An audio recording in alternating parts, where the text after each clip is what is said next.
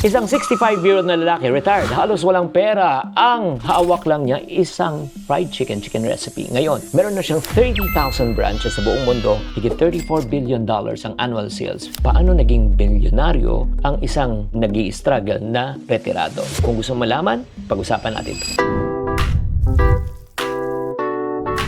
Hi there, this is Shinkitan, your pambansang wealth coach. Nako, grabe, napaka-inspiring naman ang story na itong taong ito. I-reveal na natin. Siya ay walang iba kundi si Colonel Sanders ng KFC.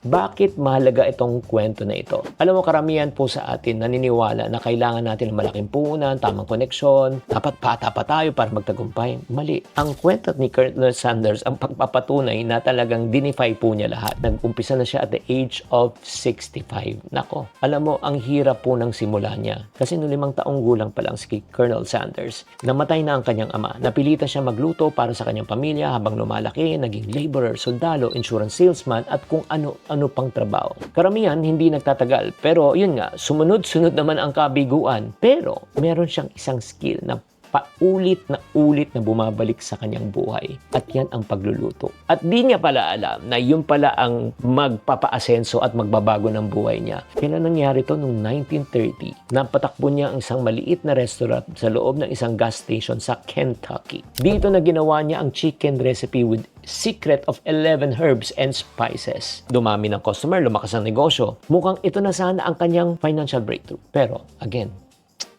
may nangyari naman na tragedy na sumira ng lahat. At dito na nagsimula ang totoong laban. Nalugi ang kanyang negosyo. Binago po yung highway route at wala nang dumadaan ng sasakyan. Kaya nga, sa edad na 65, alam mo, marami na ang susuko. Pero siya, hindi. Nagdesisyon siya na i-franchise na kanyang chicken recipe. Araw-araw, bumibiyahe siya, kumakatok sa restaurant owners, nagde-demo ng recipe. Pero, yun nga, rejection. Imagine mo, over 200 na rejection. Ikaw, tatanungin ko, pag ikaw nare-reject ng 200 times, lalaban ka pa ba? Pero, may isang restaurant owner ang naniwala, sumubok at umoo.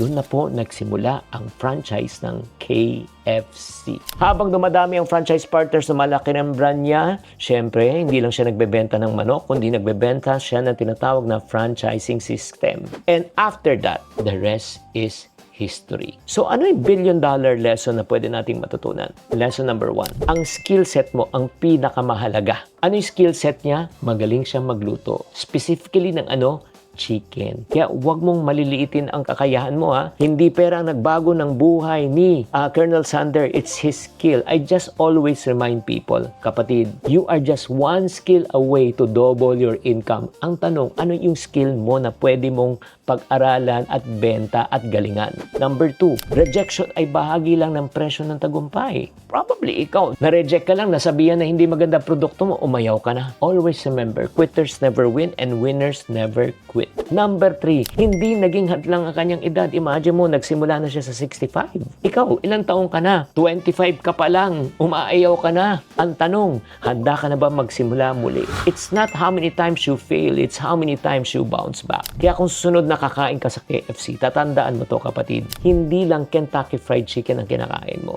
Sa bawat nguya mo at napapasarap ka, tatandaan mo, may isang retiree na hindi umayaw, na lumaban, naniwala, ngayon ay matagumpay. Kung kaya niya, kaya mo rin. Kaya mga kapatid, huwag kang susuko sa buhay. Lumabang ka, maniwala ka, darating ang panahon, matutupad din ang pangarap mo. Kung naniniwala ka, type naniniwala ako sa comment section. Shinkitan, with over 6 million Facebook followers, 2.8 million YouTube subscribers, and 2.4 million TikTok fans, is now all out to share with you the most practical, simplest path to lasting wealth.